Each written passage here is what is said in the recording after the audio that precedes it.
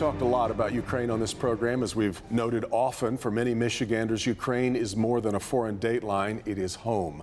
And that makes all the more timely this week's visit to Detroit by the Ukrainian novelist Andrey Kurkov. His works have been translated into dozens of languages, but he's also written screenplays, documentaries, children's books. He is a real tour de force. His new book is called Gray Bees, and it's a novel that centers on the Russian invasion of Ukraine. And Andrey, I'm so glad that you're here. Thank you so much for coming. Thank you for inviting me. Many people would look at your novel and think, wow, he hustled together a novel in 80 days. It must be a great frustration for you and many other Ukrainians because the West seems to think that this started 3 months ago. Yeah, it's true actually. Ukrainian war, which started in 2014 after annexation of Crimea, was going on for 8 years, unnoticed and unreported. So what we have now, the new, much more cruel phase of the same Russian-Ukrainian war. Yeah.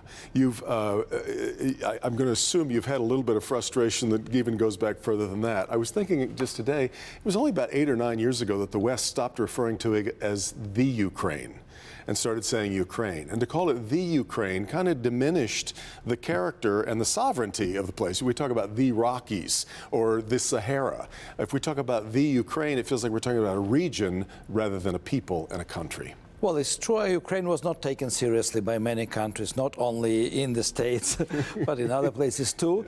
But Ukraine is only 31 years old. It's a young state with a lot of issues. We had more issues than now, actually. We had ground-level corruption until 2004, until Orange Revolution. But people were fed up, and people changed this situation.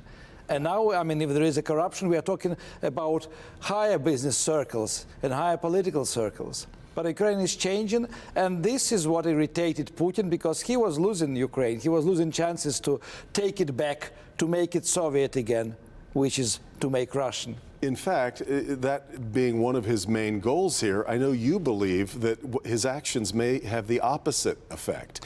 Whereas maybe you had a few more Ukrainians inclined to speak Russian, you think everybody is now going to be a little bit more eager to embrace what it is to be Ukrainian. Well, we can say that actually Putin managed to create a Ukrainian political nation.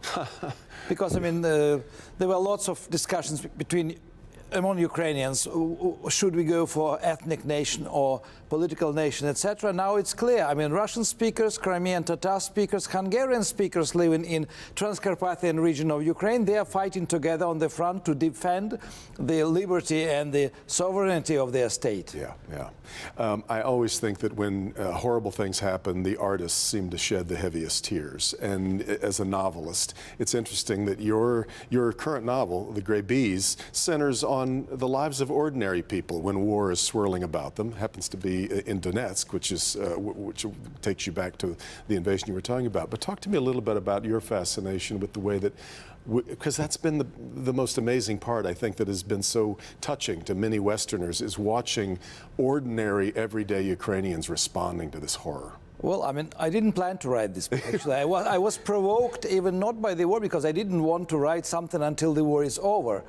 But what happened, actually, we had influx of refugees and IDPs from Donbass coming to Kyiv, settling in Kyiv. And I started meeting these people, and one of them actually told me that he goes by car to one village next to the front line. The village is almost abandoned. 7 families live there, trying to work on the land. There are kids there in the families. They don't have electricity, they don't have shops, pharmacies, no social help, nothing, yeah, no authority, nothing. Because actually this is the front zone. And so he was delivering them what they needed, medication, some special food or whatever they asked for. And this was when I thought about this gray zone, because gray zone exists in every frozen conflict. This is the strip of land between warring fractions positions. Mm-hmm. And in Ukrainian gray zone was the same length as front line until recently, until 24th of February. It was 430 kilometers, 300 miles. And the gray zone was sometimes 300 meters wide, sometimes 3 kilometers wide. There were dozens of villages with lots of people still remaining because, I mean, they refused to go. They didn't want to leave their houses behind. Yeah. They didn't know what is happening outside.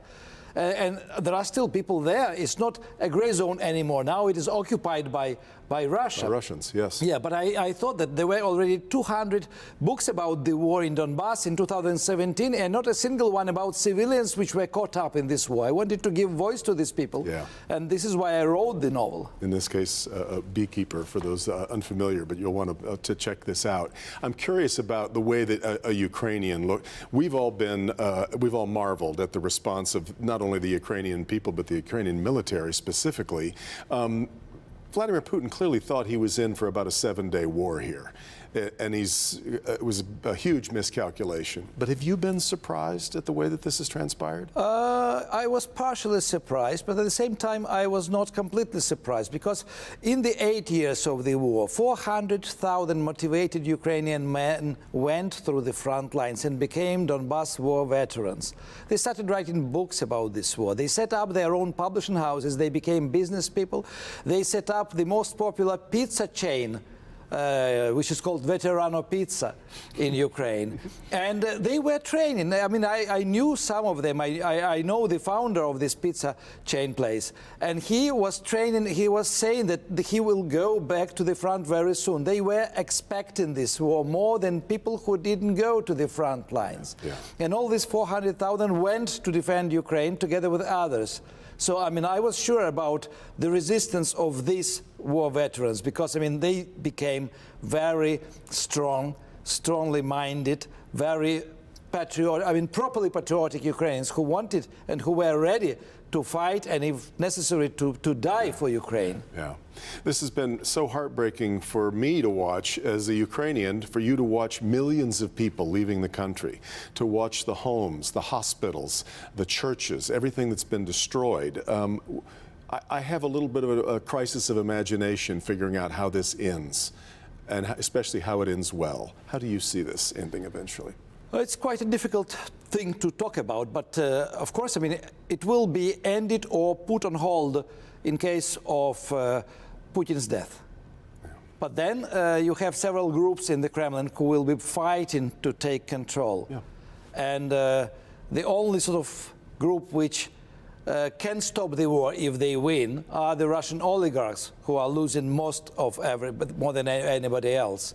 If the army generals or GRU generals or FSB generals will take control, the war will continue, and then it will be frozen probably, and there will be another temporary deal reached. Your home is in Kiev. Yes. Can you imagine home ever feeling the same again? Kiev, I hope it will survive. In fact, actually, I was writing a novel about 1919 in Kiev during the civil war after October Revolution of 1917. Yeah. And it was a similar situation. Bolsheviks came 4 times to Kiev in order to occupy Ukraine. From the 4th attempt, 4 years later, they managed to do this, and Ukraine became Soviet territory until 1991. We had only one attempt so far to occupy Kiev, because if you occupy Kiev, the capital, you control Ukraine. You've got the whole thing. I hope there will be no second chance for Russians. But of course, I mean, they are very disappointed. They are looking now for guilty party. Yeah. They are, I mean, Putin is arresting his own generals and putting them in detention. Yeah, yeah. I could talk to you all day about this. It's heartbreaking, and yet the resilience of the Ukrainian people is so exemplary to so many of us. Thank you so much. I'm really glad to have you on the program. Andrey Kurkov, the novel is The Great Bees. We'll continue with more on Flashpoint right after this.